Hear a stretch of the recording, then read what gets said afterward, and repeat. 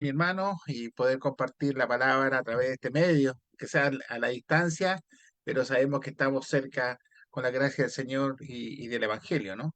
Así que vamos a dar gracias a Dios por esta oportunidad que tenemos de tener este espacio y este tiempo dedicado específicamente para lo que es la palabra de Dios.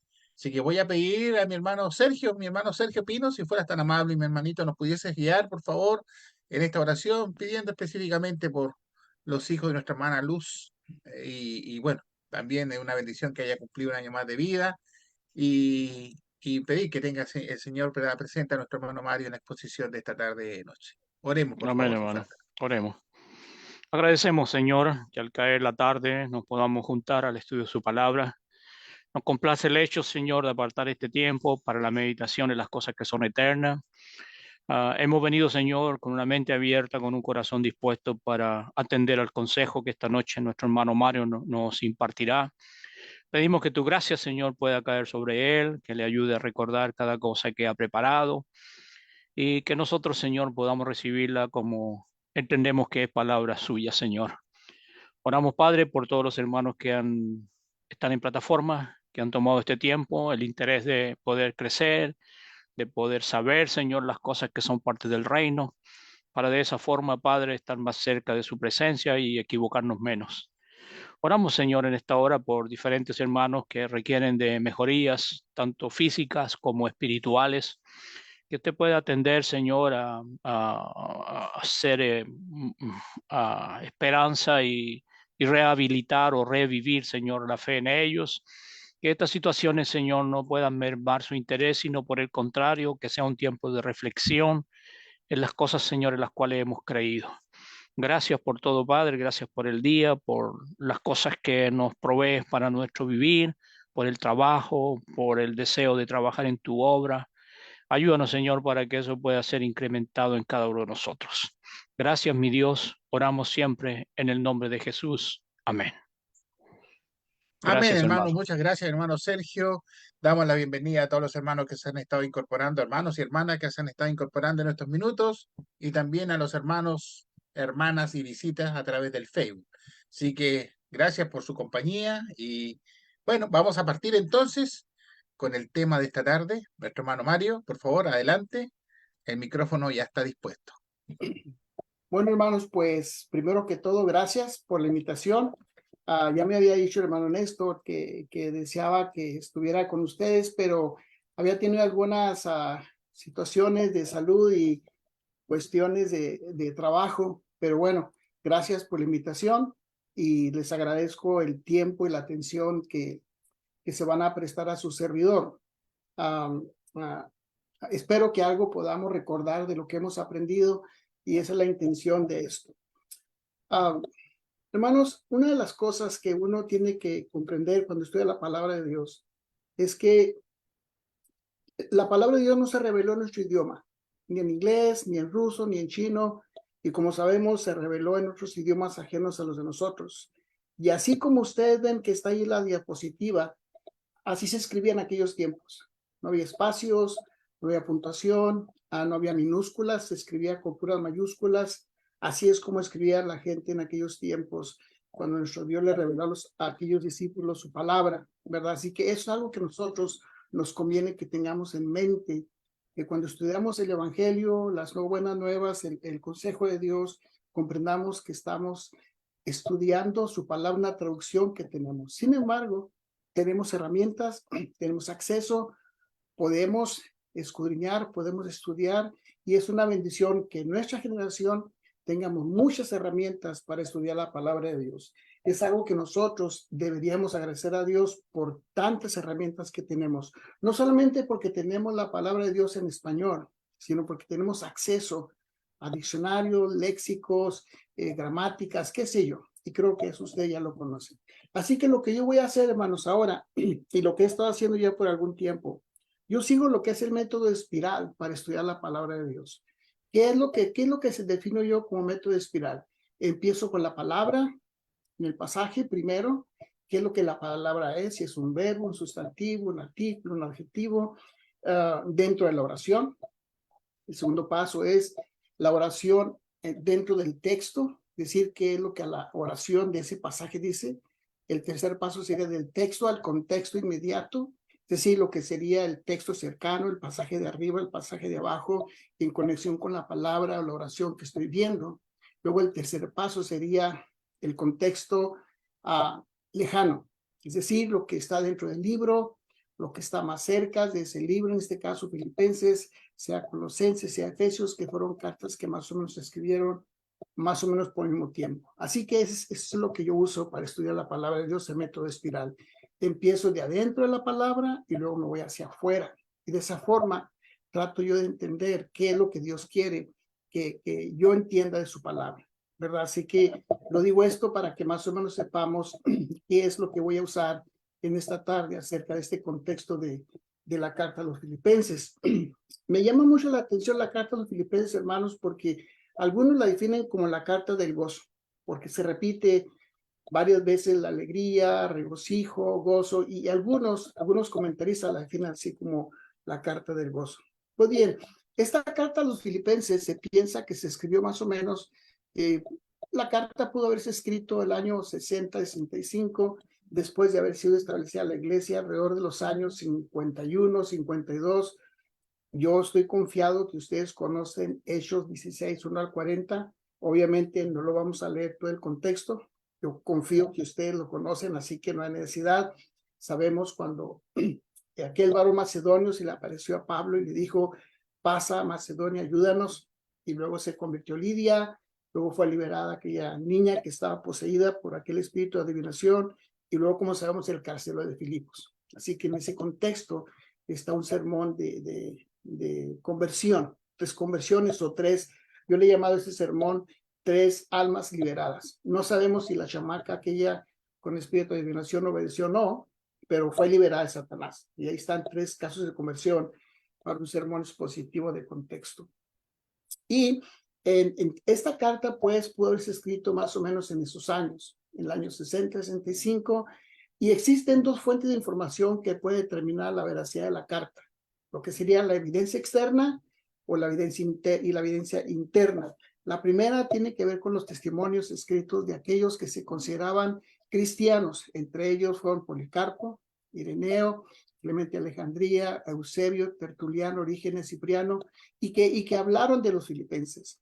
Hay un libro que tengo que se llama Los Padres Primitivos, los padres de aquellos que se llamaban padres de la iglesia primitiva, y hablan de eso, de los filipenses. Así que hay evidencia externa, es decir, gente que escribía de las cosas de Dios y que hablaban de ellos, de los filipenses. Luego tenemos la evidencia interna, que tiene que ver con los pasajes dentro de la misma carta, como es el 1:7, el 2:25 al 30, el 4:10 al 18. Así que hay 2 formas de ver que esta carta fue dirigida a los filipenses, la evidencia externa y la evidencia interna. Y los pasajes los tenemos ahí, ¿verdad? Para considerar. Así que entonces, cuando hablamos de los filipenses, hermanos, hablamos de unos hermanos en una mezcla de judíos y gentiles. Este es el bosquejo que voy a seguir y lo doy por anticipación, la introducción, luego las fuentes o bibliografía que se usa. Yo tengo la costumbre que señalo las fuentes que uso, como por ejemplo este diccionario griego secular, no es religioso, de este señor Box. A la izquierda ustedes pueden ver las fuentes, algunas fuentes que se mencionan, que se usan aquí, y luego un diccionario griego-inglés de la Universidad de Oxford, que es secular y que da definiciones de palabras también. No voy a estar citando durante la lección cada fuente, y por eso lo doy por anticipado, para que sepan cuáles son las fuentes que consulté para definir ciertas palabras. Sugiero que se pueden comprar este libro del señor Amador, Diccionario Griego Bíblico, está en español, pero el índice en la parte de arriba viene en griego. Si ustedes aprenden al menos el diccionario griego, van a ver la riqueza que hay en este libro del señor Amador, que es muy buen libro. Otra parte que uso yo mucho son las preposiciones. Las preposiciones, hermanos, cuando uno conoce un poquito las preposiciones griegas, se da cuenta de la riqueza de los pasajes. Por ejemplo, cuando dice que somos salvos por fe, se usa una preposición, o en este caso, día, que sería la palabra a través de o por medio de.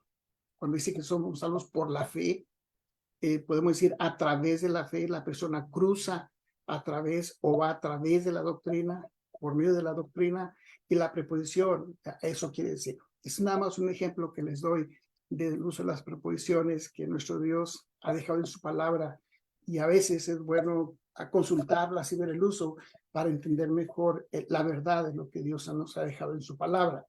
Así que, entonces estamos pues con esta carta a los Filipenses. Voy a entrar con la primera sección.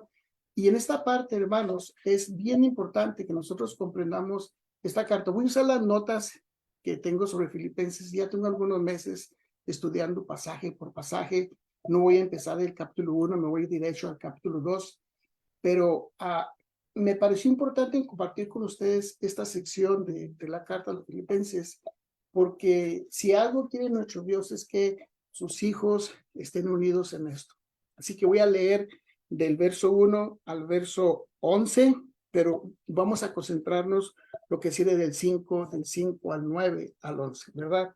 Dice así: por tanto, si hay alguna consolación en Cristo, si algún consuelo de amor, si alguna comunión del Espíritu, si algún afecto entrañable, si alguna misericordia, completa mi gozo, sintiendo lo mismo, teniendo el mismo amor, unánimes, sintiendo una misma cosa. Nada hagáis por contienda o por vanagloria, ante bien con humildad, estimando cada uno de los demás como superiores a él mismo, no mirando cada uno por lo suyo propio, sino cada cual también por lo de los otros. Haya pues en vosotros este sentir que hubo también en Cristo Jesús, el cual, siendo en forma de Dios, no estimó el ser igual a Dios como cosa que aferrarse, sino que se despojó a sí mismo, tomando forma de siervo, hecho semejante a los hombres. Y estando en la condición de hombre, se humilló a sí mismo, haciéndose obediente hasta la muerte y muerte de cruz.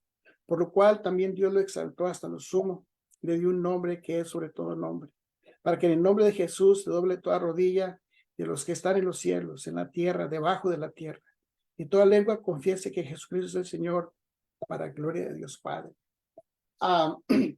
Quiero dejar estas notas, confío que va a quedar grabado la lección y que ustedes con calma van a poder consultar los contextos, pero sí quise compartir con ustedes estas notas de la carta a los Filipenses, que he estado trabajando en ella.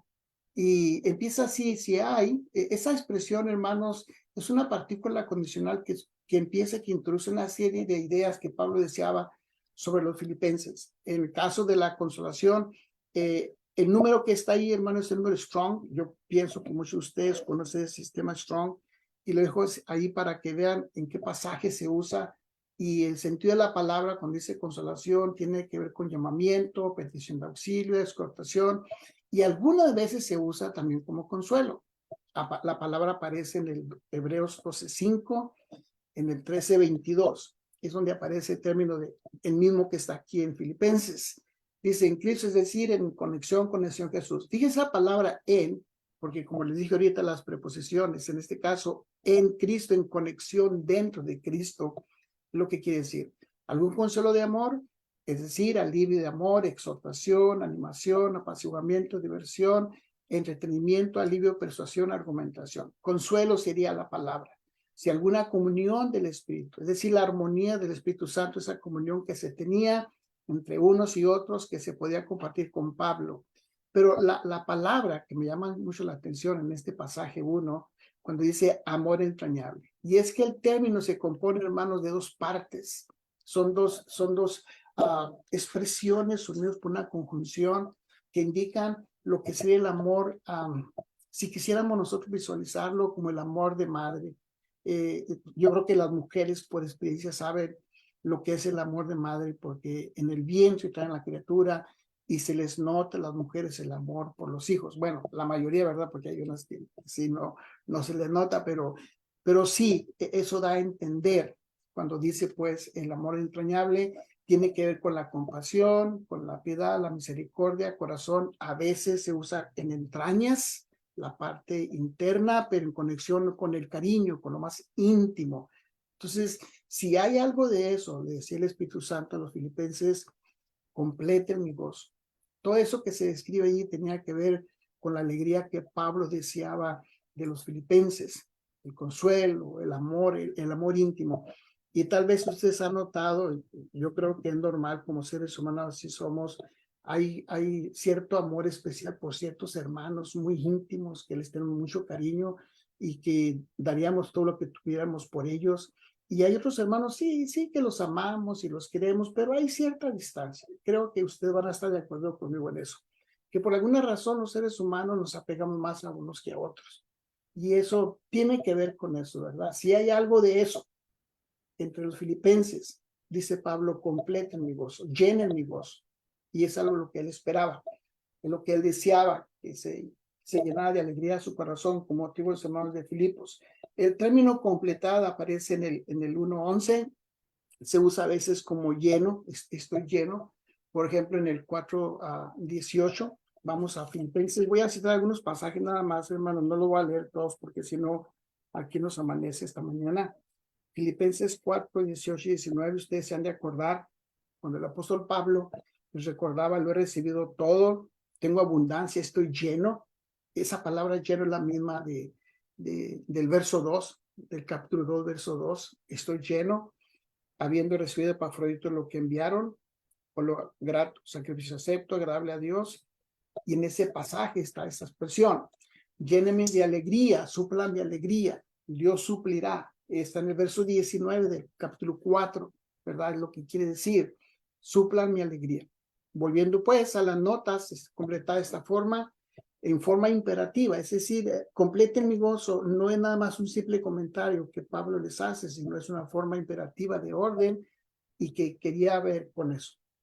Bueno, esta es la parte, hermanos, que yo sugiero que lo veamos con calma y lo voy a conectar con el verso 5, cuando dice pensando lo mismo. El término se usa en varias citas de esta misma carta. Si nosotros lo vemos en el verso 7, aquí en Filipenses, capítulo verso 7, creo que son expresiones que usted ya las ha leído. Confío porque creo que como a mí les gusta estudiar la escritura, como me es justo sentir esto de todos vosotros, por cuanto les tengo en el corazón, en mis prisiones, en la defensa, confirmación del evangelio. Es decir, ese término sentir, si nosotros lo vemos en otros pasajes, vamos a ver que no tiene que ver nada más con las emociones. Está también en el 2:5, pasaje que también lo vamos a ver ahorita. Haya puesto en usted este sentir, y está en el 3:15, en el capítulo 3 y verso 15. Así que todos los que somos perfectos, esto mismo sintamos. Y si otra cosa sentís, esto le revelará a Dios. Verso 16, pero en aquello que hemos llegado, llegamos a una misma regla, sintamos una misma cosa. Es decir, cuando nosotros oímos, escuchamos la palabra sentir, lo conectamos con las emociones. Bueno, pero déjenme decirles una cosa, no tiene nada más que ver con las emociones, porque en el capítulo 3, en este capítulo 3 y verso 19, aparece el mismo término griego, pero miren cómo se traduce al español. El fin de los cuales será perdición, cuyo Dios es el vientre, cuya gloria es su vergüenza, que solo piensan. Aquí traduce la versión Reina Valera y cualquier otra versión que veamos, como piensan en lo terrenal. Es decir, es que el término griego tiene que ver con los pensamientos, tiene que ver con la mente, no tiene que ver nada más con la percepción, con el sentir, tiene que ver también con el razonar. Y esta gente razonaba con sus instintos terrenales, que solo piensan en lo terrenal. Y eso es lo que ellos hacían, aquellos que se desviaban de la verdad siguiendo deseos carnales. Capítulo 4, verso 2 de Bodhi Sintique, cuando dice que haciendo mismo sentir en el Señor. El Espíritu Santo pedía de Bodhi Sintique, no solamente que sintieran lo mismo, sino que pensaran también lo mismo. Que se vieran como algo diferente. Y para sentir lo mismo, a veces tiene que razonar más o menos de la misma forma. Capítulo 4, verso 10, en gran manera me gocé en el Señor de que al fin han revivido su cuidado de mí, de lo cual también estaban solícitos. En la palabra solícito sería lo que significa la palabra ahí, sentir. Entonces, ¿qué es lo que el Espíritu Santo quería de los hermanos de Filipos? Que sintieran y pensaran, teniendo el mismo amor. Ustedes saben que el amor, en este caso ágape, no tiene que ver nada más con el amor espontáneo que sale, sino un amor que se trabaja, un amor de sacrificio, el amor de esfuerzo, de lucha. pensando una misma cosa. Entonces, sintiendo y pensando una misma cosa, tiene el sentido de ejercitar la mente.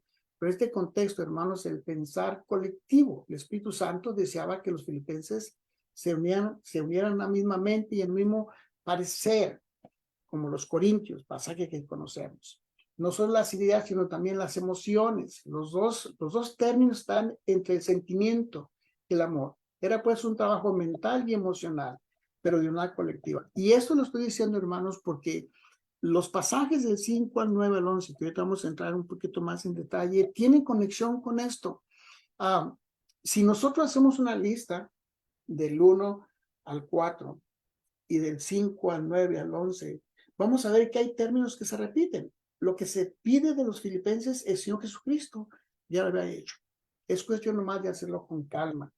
Dice pues en el verso 3, nada hagan por contienda, por vanagloria, es decir, por ambición personal. El término griego es ese que indica contención, intrigas, egoísmo, obstinación. Yo diría, hermanos, quien une la predicación.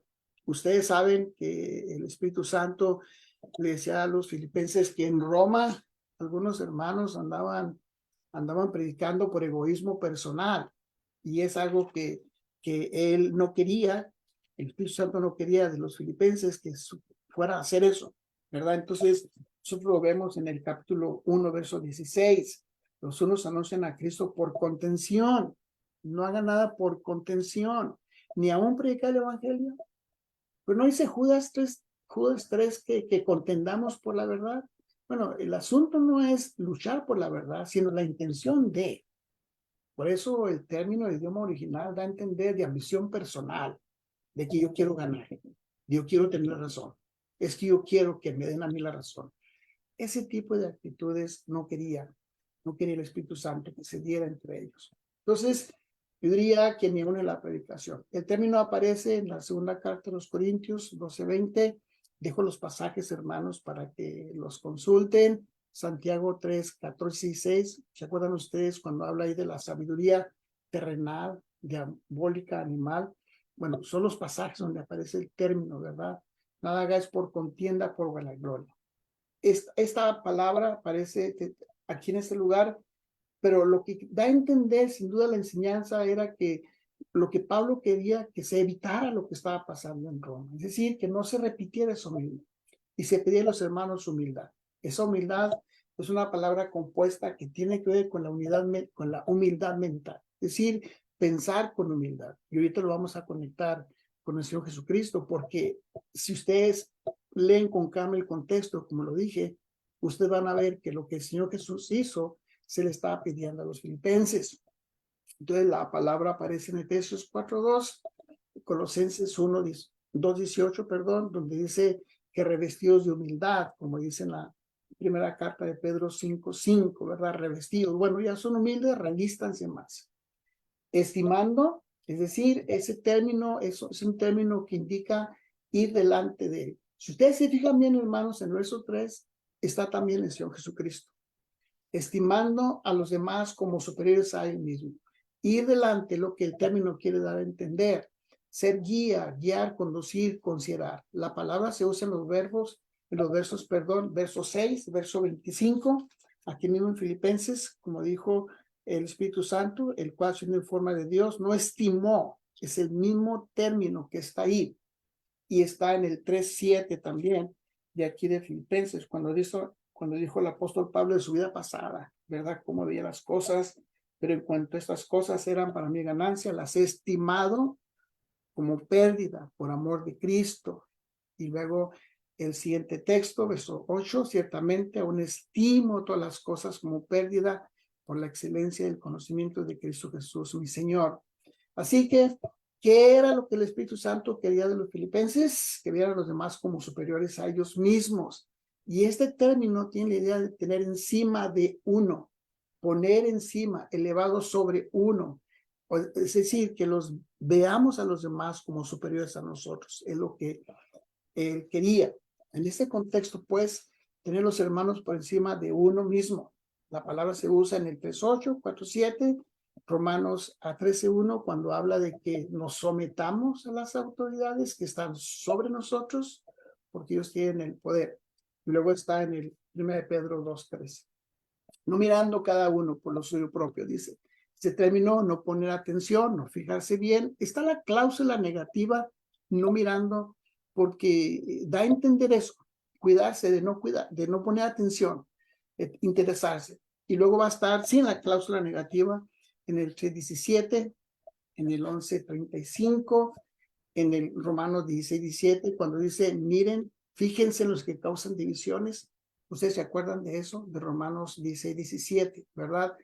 Cada uno por lo suyo propio. En Gálatas 6:1, cuando dice que, fíjese, considerándose a sí mismo, sería la palabra, el término griego que está ahí, pero está considerándote a ti mismo. Es lo que aparece ahí.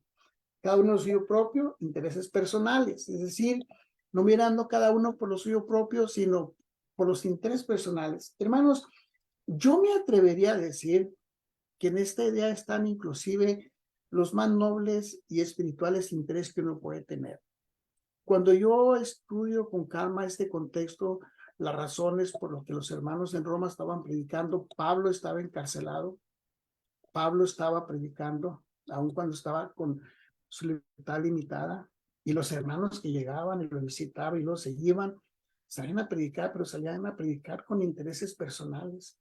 Y eso era algo que el apóstol Pablo, el Espíritu Santo, le manda a decir a los filipenses. Algunos predican a Cristo por esta razón.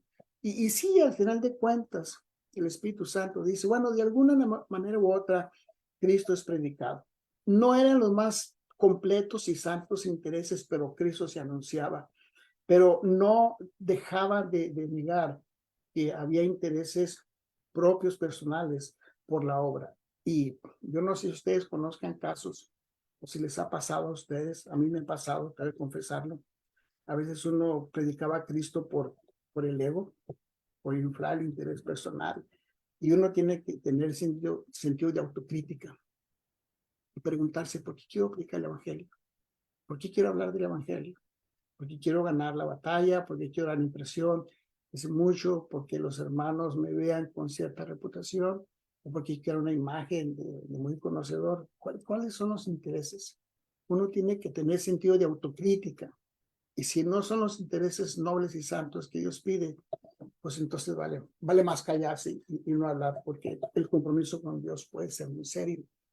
Y eso es algo que nosotros tenemos que meditar, aquellos que pretendemos enseñar la palabra de Dios, tener sentido de autocrítica, y eso nos puede ayudar delante de Dios. Así que es lo que quiere decir cada uno de los suyos propios intereses personales, en este caso como es predicar. Y le pedía al Espíritu Santo a los filipenses, sino cada cual en lo de los otros, o sea, los intereses de los demás deben ser más importantes que los personales.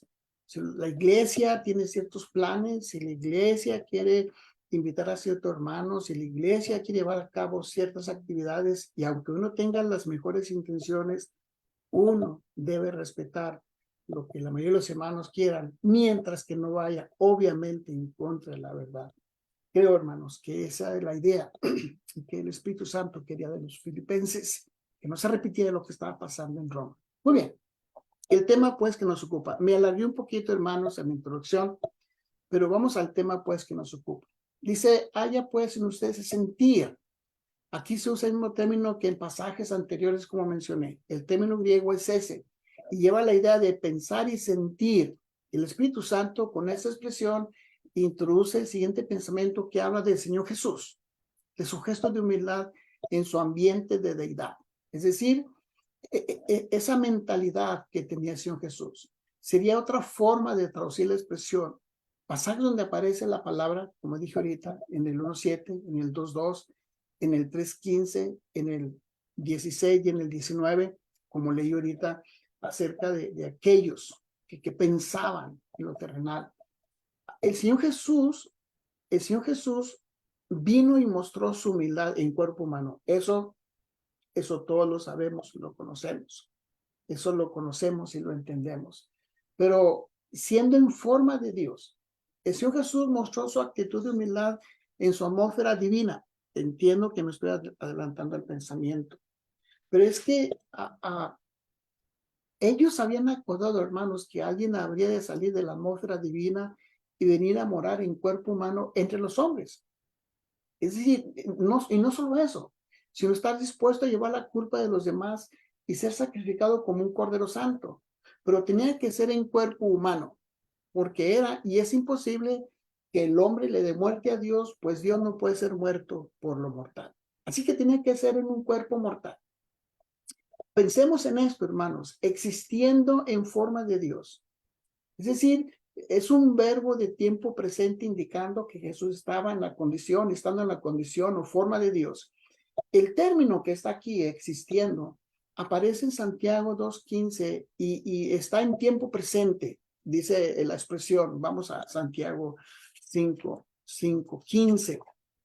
No vamos a ver el término existiendo, pero va a estar el término en tiempo presente. Santiago capítulo 2 y verso 15. Y si un hermano o una hermana están, un verbo de tiempo presente, desnudos, no vamos a hablar de la necesidad de los hermanos que están necesitados, sino del verbo, que es la misma expresión, están, verbo de tiempo presente.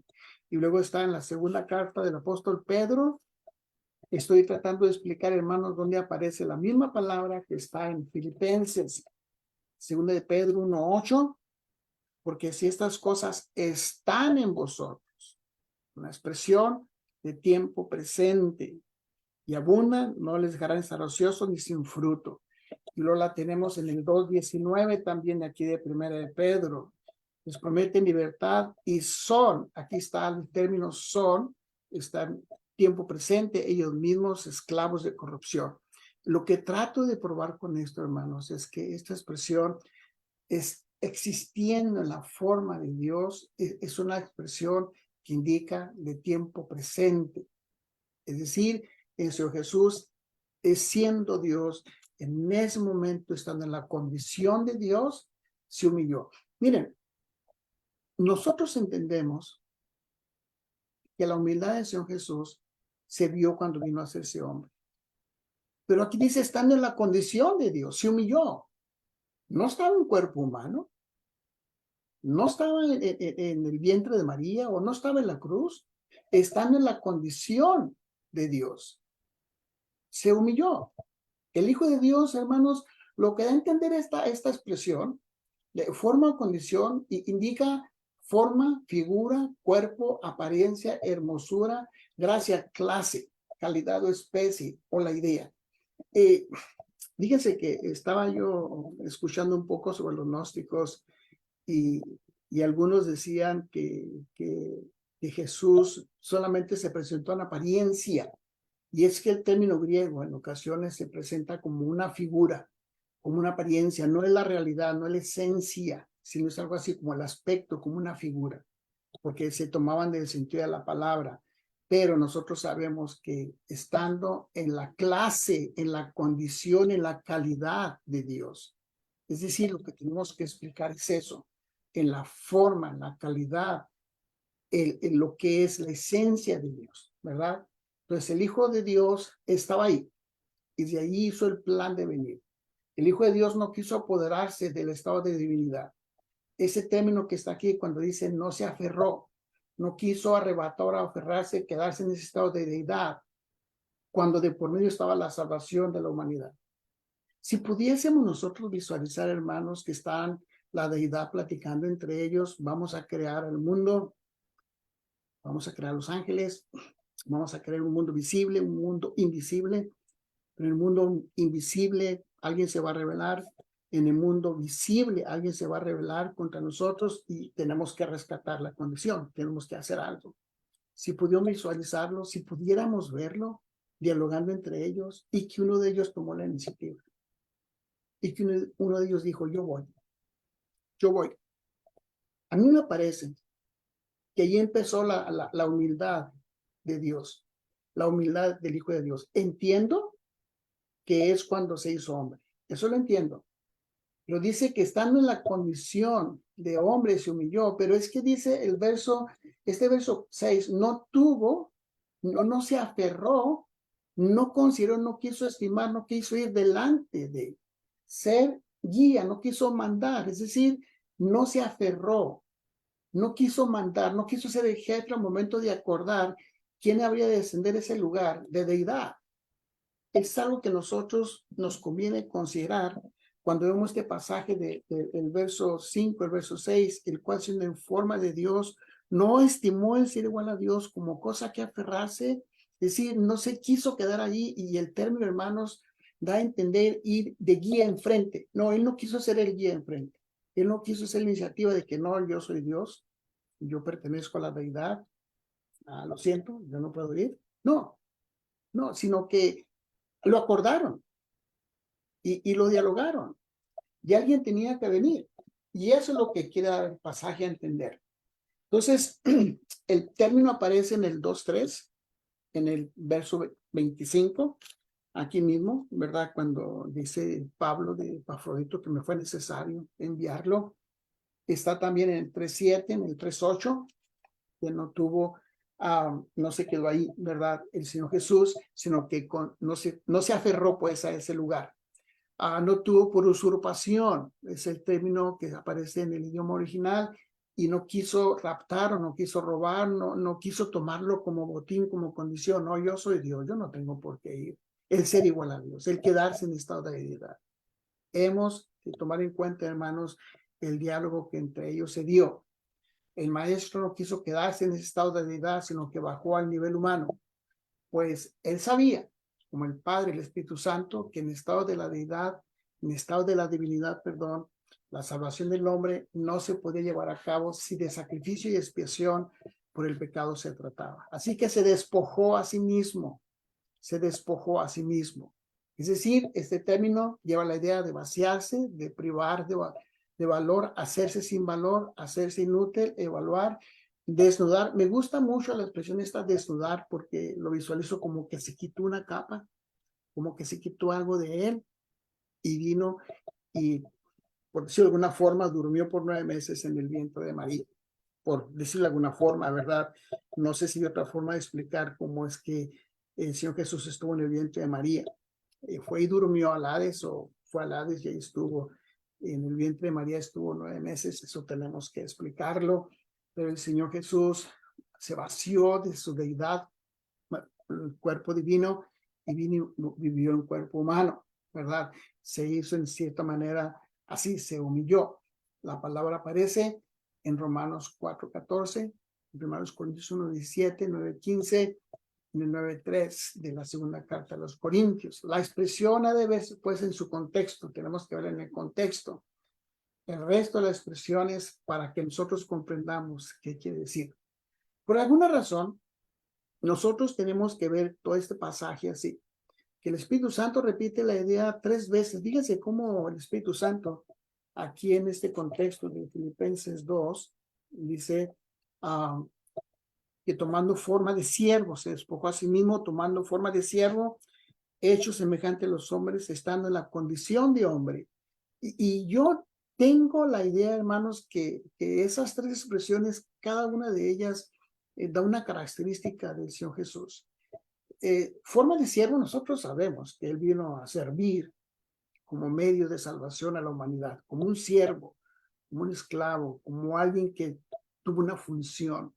Y es semejante a los hombres, es decir, a hombres y mujeres, que tuvo hambre, que tuvo sueño, que se cansó, que se fatigó, es decir, semejante a toda la humanidad, para que entendamos en una pluralidad, desde la niñez hasta la juventud, todo ese tipo de características de los hombres, estando en la condición de hombre, es decir, en su estado de humanidad, es decir, lo que el Señor Jesús hacía.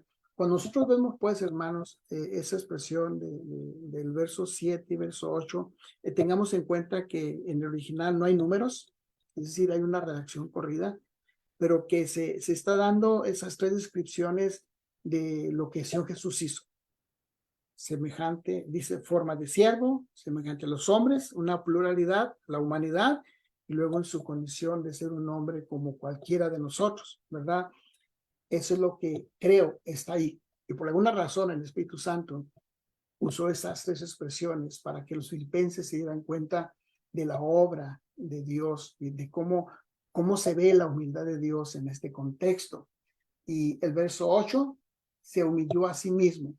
Esta palabra, hermanos, describe los siguientes sentidos: avergonzar, rebajar, allanar, vivir en pobreza. Y esta definición, ponerse en condición de inferioridad.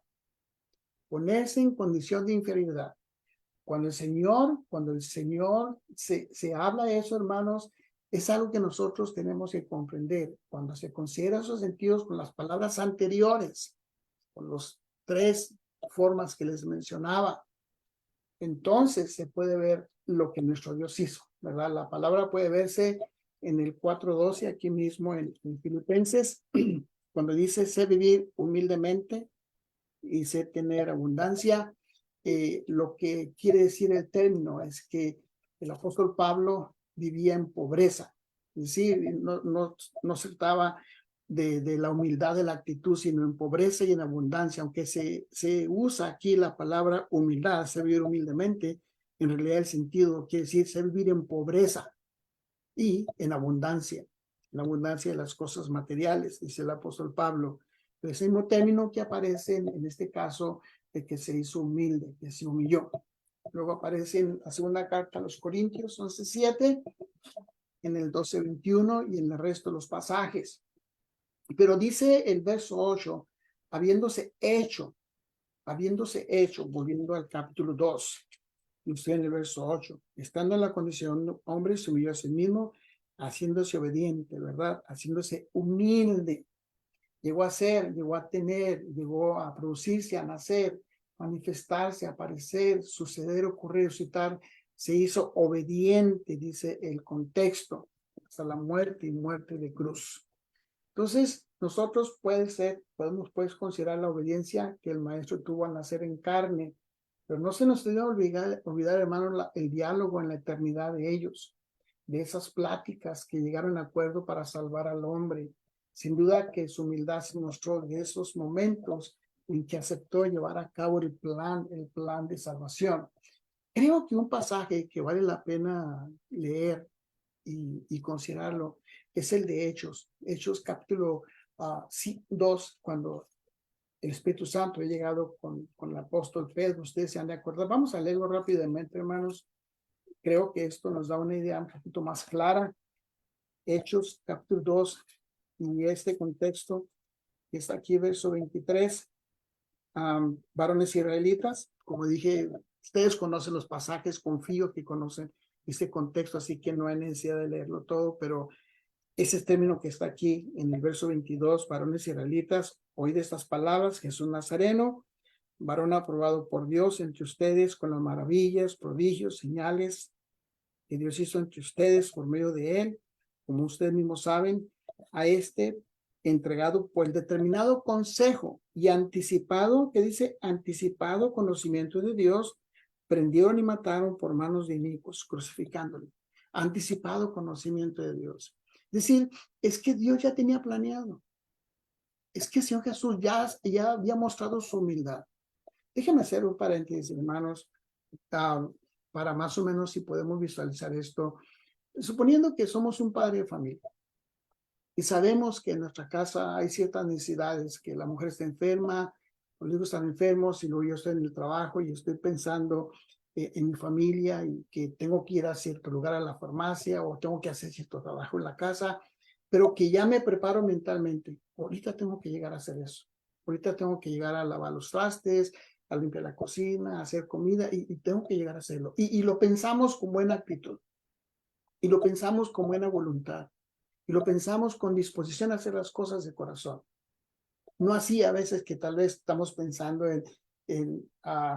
de mala gana, yo ya tengo que hacer eso y no sé cómo lo voy a hacer y tanto trabajo, esta gente que no me ayuda. Me parece que son dos actitudes diferentes. Pero cuando se prepara el hermano con anticipación que va a hacer algo de corazón, creo que ahí empieza la humildad. Y yo veo eso en el Señor Jesús, que cuando en el plan eterno, desde los días de la eternidad, el Hijo de Dios, el que nosotros conocemos como Jesús de Nazaret, él dijo: yo voy y yo pongo mi vida y yo hago eso. A mí me parece que ahí empezó la humildad de Dios, del Hijo de Dios, que ese gesto desde los días de la eternidad se presenta. Entiendo, comprendo, cuando está de cuerpo humano, cuando sufre las inclemencias del tiempo, cuando se enfrenta a los malos en la sociedad que vivía, cuando empieza su ministerio, cuando lo acusan, cuando lo crucifican, cuando lo maltratan. Entiendo que ahí se ve su humildad como hombre, pero pienso, hermanos, que desde los días de la eternidad, el Hijo de Dios, nuestro Dios, mostró ese gesto de humildad que a nosotros nos deja allí, ¿verdad? A pensar y que la humildad de Dios no se ve desde la crucifixión del Señor, sino desde tiempos antes, ¿verdad?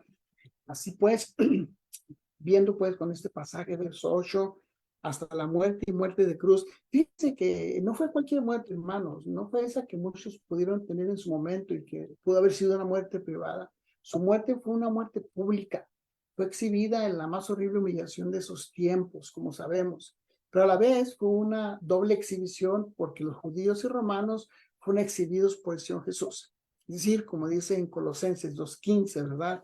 Que él los exhibió públicamente al exponerlos como gente injusta, perversa, como gente malvada.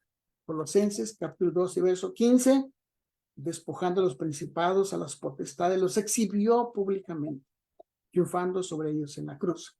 Ellos pensaban que lo estaban derrotando, que lo estaban, se estaban haciendo de él, pero en realidad el Señor Jesús lo estaba exhibiendo. Y por eso yo diría fue una doble exhibición. Ellos quisieron exhibirlo, pero otros fueron los exhibidos. ¿Por qué? Porque nuestro Dios así lo quiso hacer. Pero el hecho que se repita la expresión muerte 2 veces, obviamente de cruz, indica el tipo de muerte tan horrible que fue. Bueno, verso 9. Dios pues le exaltó, es decir, lo hizo elevar inmensamente a la más alta posición, elevado sobre otros. En contraste con todo el resto del contexto, como ya lo vimos, lo que nuestro Señor Jesús fue llevado al lugar antes que tenía en estado de deidad. Nos acordamos de la oración del Señor Jesús cuando estaba ahí en el capítulo 17 de Juan, que está orando al Padre Celestial. Y me llama mucho la atención este pasaje porque lo conecto con Filipenses cuando dice en el verso 4, verso 5, yo te he glorificado en la tierra, he acabado la obra que me diste que hiciese. Ahora pues, Padre, glorifícame tú al lado tuyo, con aquella gloria que tuve contigo antes que el mundo fuese. Glorifícame tú al lado tuyo. Y si ustedes se acuerdan, hermanos, cuando el Señor Jesús resucitó y que lo quería tocar a las mujeres, que le dijo, espérame, porque aún no subo a mi Padre. Es decir, esa acción de parte de Dios que fue glorificado, que fue ascendido y que fue a su lugar. Le exaltó. ¿Qué quiere decir? Le fue agradable, le dio gusto al Padre Celestial, le concedió una gracia, hacer un favor o servicio, le fue grato. El término le exaltó tiene que ver con eso, tiene con hacerle grato, le fue hecho favor, le otorgó, también se puede interpretar, pero en conexión que con el nombre que es sobre todo nombre. Ese nombre que va de acuerdo con su obra de salvación desde los días de la eternidad, yo lo quiero explicar así. Nadie lleva ese nombre que implica la salvación de la humanidad. Nunca habrá alguien que pueda hacer algo semejante. En eso consiste el nombre que es sobre todo nombre. Y ya para terminar, hermanos, verso 10, verso 11, de aquí la carta de los Filipenses, cuando estamos ahí y en el nombre de Jesús se doble toda rodilla, para que en el nombre de Jesús se doble toda rodilla, los que están en los cielos, en la tierra y debajo de la tierra. Notemos que cómo es que se mencionan los 3 mundos, hermanos, donde hay seres vivientes. En los cielos están los ángeles, donde están los seres eternos que ven la gloria de Dios, y a los que se les dice adoren al Señor, como sabemos en Hebreos 1:5 al 8, ¿verdad? A los ángeles dijo, adórenle, adoren los ángeles. En la tierra, los seres humanos que estamos aquí, que le reconocemos como Señor, como Salvador, que con las vidas diarias le damos culto al Señor en obediencia y que reunidos le glorificamos, ¿verdad? Los que les ha dado vida espiritual. Debajo de la tierra, yo me atrevería a decir, ¿verdad? Aquellos que han muerto. Nosotros no sabemos mucho de esos seres que están en el Hades, de esos que serán llevados a la ciudad celestial. Lo que sí sabemos es que el maestro fue al Hades y se encontró con ellos, pudo dialogar con ellos tal vez como lo hizo con Moisés, con Elías en la transfiguración, porque él puede dialogar con los muertos. Y lo cierto es que esos tres mundos diferentes, ellos, esos tres grupos de almas, doblarán toda rodilla. Eso es lo que tenemos que decir. Toda lengua confiese que Jesús es el Señor. O sea, los ángeles, los vivos en la tierra, o los muertos, como le vean, o sea, en la resurrección. Nosotros aún no vemos que los muertos doblen rodilla y confiesen al Señor. No hemos visto a los ángeles que doblen rodilla o confiesen al Maestro, aunque hemos de aceptar que aquí en la tierra algunos que obedecen sí doblan rodilla y confiesan a su Señor que los ha salvado. Fíjense, me llama la atención este verbo que está aquí, que cuando dice el verso 11, confiesen, toda lengua confiese que Jesús es el Señor, Jesucristo es el Señor, porque es un verbo en el idioma original que tiene un sentido de futuro, es una expresión gramatical que he incluido aquí, es un auristo de voz media subjuntivo, pero que en nuestro idioma se ha traducido confiese como si fuera ahorita, pero en realidad debería de traducirse, y no dudo que en alguna traducción se haya hecho, en futuro, que dando a entender, ¿verdad?, que va a confesar, sería decir, confesará en el día final. Toda lengua confiese, sin excepción.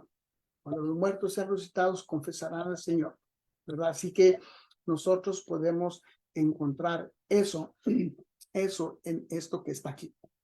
Pues bien, hermanos, nosotros pues encontramos esta sección en Filipenses.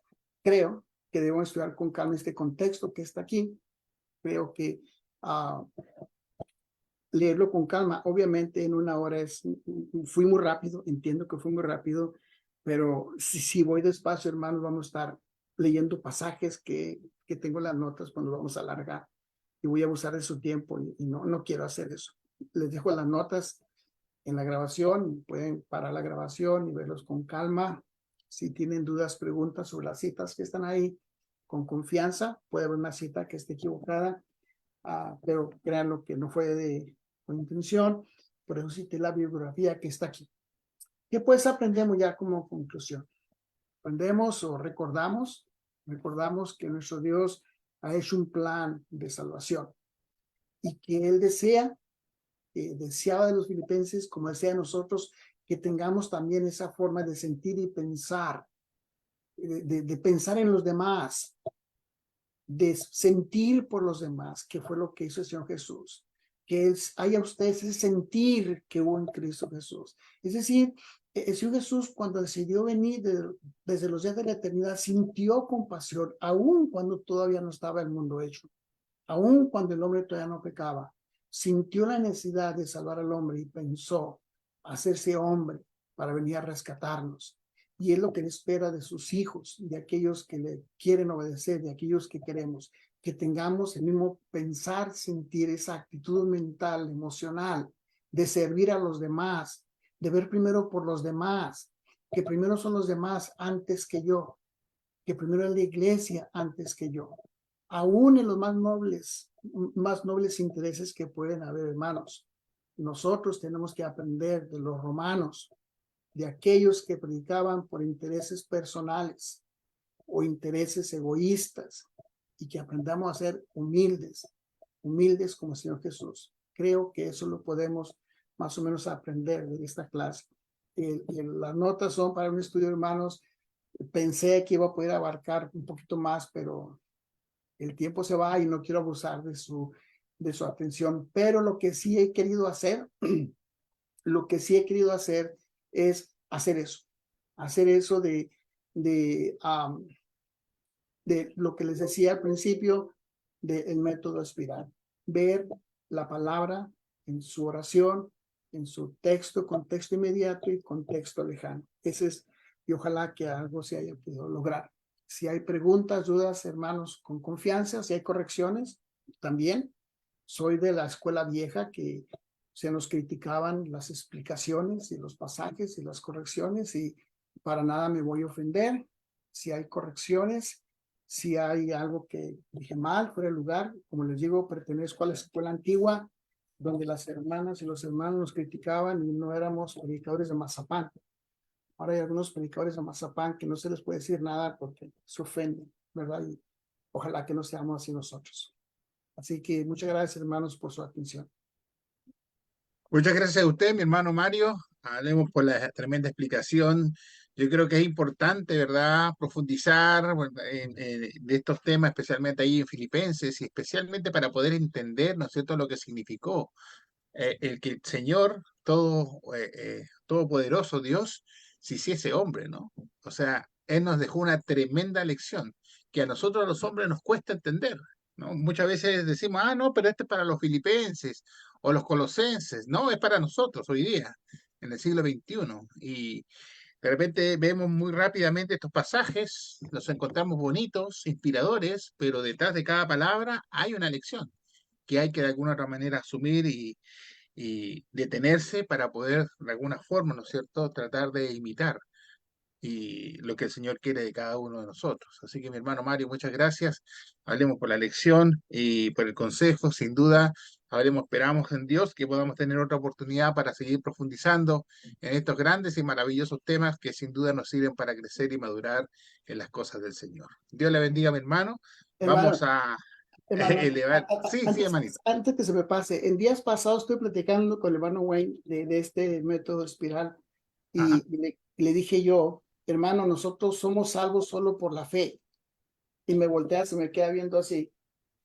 Y nosotros sabemos lo que es salvo solo por la fe. Y yo sinceramente sí creo que somos salvos solo por la fe. Pero ya cuando le expliqué al hermano Wayne Partain, le expliqué todo, dijo, hermano Mario, es que tiene que explicarlo, porque si lo dice así a secas, lo van a tachar de calvinista. O sea, ya cuando le expliqué al hermano Wayne, ¿verdad? La exégesis de los pasajes, a las preposiciones y todo, dijo, pues lo va a tener que explicar con detalle, dijo, porque si no los hermanos lo van a excomulgar. Pero ese es Así es. algún tema que se los dejo ahí al aire, hermanos, si algún día les interesa. Creo que somos salvos solo por la fe, pero ya en su momento pues lo hablaremos. Ahí lo vamos a ir profundizando. A ver, esa explicación, hablemos profunda de las escrituras. Dios le bendiga, mi hermano. Muchas gracias. Realmente, Vamos a elevar una oración a Dios para agradecer a Dios precisamente la oportunidad que hemos tenido de poder compartir esta palabra. No sé si está mi hermano Ernest Sánchez por ahí, que nos pudiese guiar. Hola, hermanito, un gusto saludarte a la distancia. Si fuera tan amable, mi hermano, nos pudiese por favor guiar en una oración dando Sí, gracias hermanito, por por supuesto, esta palabra encantado, recibida. Si fuera tan amable. por Oremos, supuesto. por favor. Oremos, hermanos. Amado Padre que estás en los cielos, santificado sea su nombre y queremos dar las gracias en esta hora por la oportunidad que hemos tenido de poder estudiar su palabra, de poder analizarla de la manera más correcta y apropiada, Señor, para que así podamos adquirir este conocimiento y no solamente tenerlo para nosotros mismos, sino que también para poder enseñarlo. Y de esta forma, Padre Celestial, poder hacer más fuerte nuestro corazón, nuestro espíritu, nuestra alma, para que así vayamos por el camino correcto e indicado por el cual usted nos ha enseñado, Señor. Queremos dar las gracias por todas sus grandes bendiciones, por su gran misericordia, por todo lo que usted ha dado por nosotros, especialmente por el sacrificio de nuestro Señor Jesucristo y en la cruz.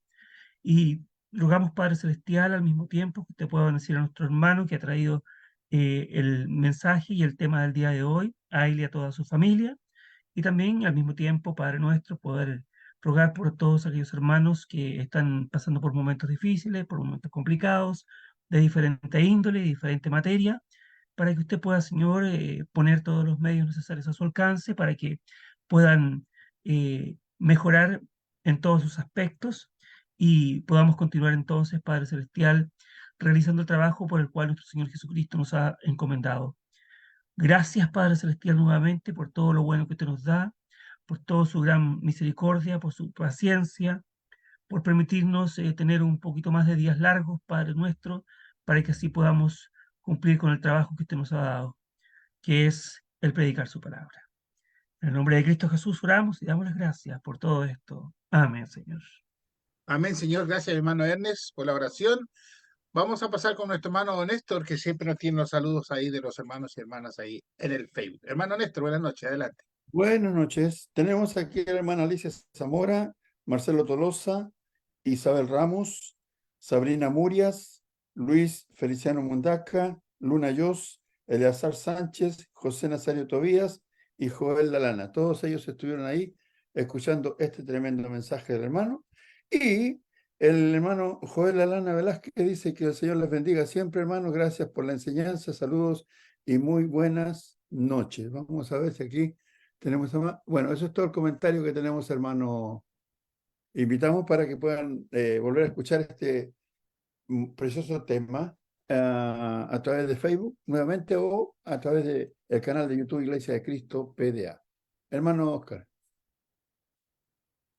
Gracias, mi hermano, por los mensajes. Un cariñoso saludo y abrazo también para nuestros hermanos allá que están siempre conectándose a través del Facebook. Aquí yo tengo un par de chats, si me permite un momento. La hermana Vidalia se despide, desea buenas noches a todos mis hermanos. Y la hermana Luz, ¿verdad? Dari dice, gracias hermano Mario, excelente.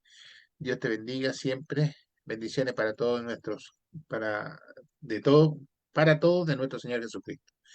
La hermana Marisa Figueroa, gracias por el estudio, hermano. Dios le bendiga. Saludos y hablemos. Eso es el tema. A ver.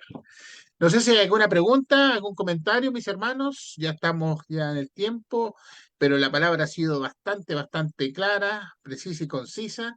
Ahora lo que resta, por supuesto, la obligación de cada uno de nosotros es profundizar, ¿no es cierto? Leer las Escrituras, profundizar y escudriñarlas, que es el mandamiento que hemos recibido de parte del Señor. Así que no sé, tengo tiempo para una pregunta. ¿Algo? Hermana Doris. Hermanito, yo decirle al hermano Mario que me ha gustado mucho su estudio, bien entendido, y estaba recordando, me hizo recordar que por la fe, muchos dicen, yo tengo fe en Dios, pero yo tengo un hermano carnal que no es cristiano, que siempre, ya casi salimos discutiendo, sino que la palabra no es para discutirla, ¿no? Me dice, ay, hermana, me dice, bautizarme, si yo ya he sido bautizado de chiquito. Además, tú dices que hay que bautizarse, nacer de nuevo. ¿Cómo va a nacer uno de nuevo? Y le hago leer, pues, en Juan, donde le habla el Señor Jesús a Nicodemo. Y dice, no, yo creo en Dios, yo tengo fe en Dios, pero eso no es todo, pues hermano, tener fe. Está bien lo que le ha dicho el hermano al hermano Mario, que no por la fe somos salvos todo, ¿no? Sino que necesitamos el requisito de nacer de nuevo, de agua y de espíritu, ¿no? Pero mi hermano no, yo tengo fe, le digo, sabes que tú tienes fe, pero no tienes obras, o tienes obras y no tienes fe, le digo yo sí. Y la fe sin obras es muerta. Y le sigo leyendo la palabra de Dios, pero por aquí se le entra y por el otro oído se le sale. Así que Dios me dé paciencia para seguirle exhortando, enseñarle, y que Dios abra su corazón algún día, porque es mayor que yo.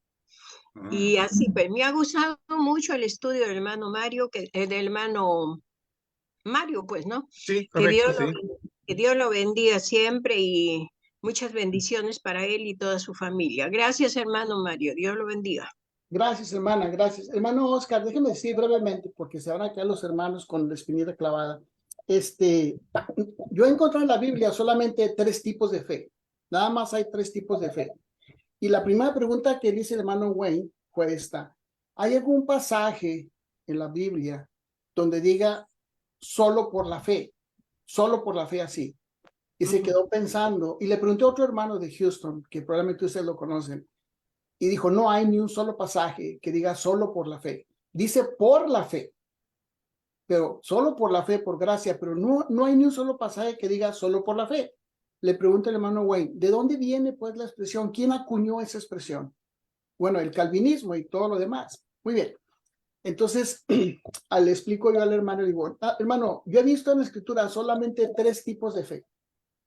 La fe del diablo, porque no podemos negar que el diablo no tenga fe. El diablo sí tiene fe, ustedes saben, porque los demonios creían en Jesús. El diablo cree y tiembla, dice en Santiago. Entonces, pero es una fe diabólica, es una fe satánica, es una fe 100% maligna, no tiene nada de bueno. Y luego está la fe de Cornelio, la fe de las buenas obras de justicia, como dice en Tito, o como las que tiene el hermano de la hermana Doris.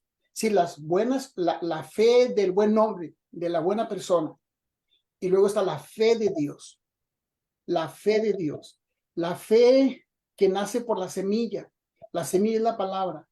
Se siembra en el corazón, en un corazón noble, humilde, que hinca la rodilla, que agacha su rostro y le dice al Señor, como Pablo, ¿qué quieres que yo haga? Y luego la semilla trae como fruto, brota la fe, como dice en Romanos 17. Esa es la fe de Dios. Esa es la fe que salva. Pero es largo el asunto, hermanos. Solamente no quiero dejarlos con la espinita porque van a decir, invitamos un sectario a predicar, pues, ¿qué está pasando con los hermanos? Hermanos, hablando generalmente, esa es la idea. Ya cuando le expliqué al hermano Wayne como por 20, 30 minutos, pues, ¿sabe qué dijo? Pues va a tener que hacer un sermón para que le entiendan los hermanos. Bueno, Amén. ya está el Amén, hermanito. Dios lo bendiga. ya está el compromiso, mi hermano Mario, ya para buscar una fecha para tratar este tema tan interesante como hablemos en la fe, ¿verdad? Ajá. Así que, bueno, mis hermanos, muchas gracias a todos y cada uno de ustedes. Mi hermano Mario, un abrazo fraternal grande, que Dios le bendiga. Y también a cada uno de ustedes, mis hermanos, si Dios así lo permite, el día lunes iniciaremos otra jornada, ¿verdad? Con estos interesantes y profundos estudios, ¿verdad? Con el cual el Señor nos bendice. Que tengan una excelente tarde, noche. Dios les bendiga, cuídense y grandes saludos a todos los hermanos en todo lugar. Dios Gracias les a bendiga a todos. todos. Pasen buena noche. Chao,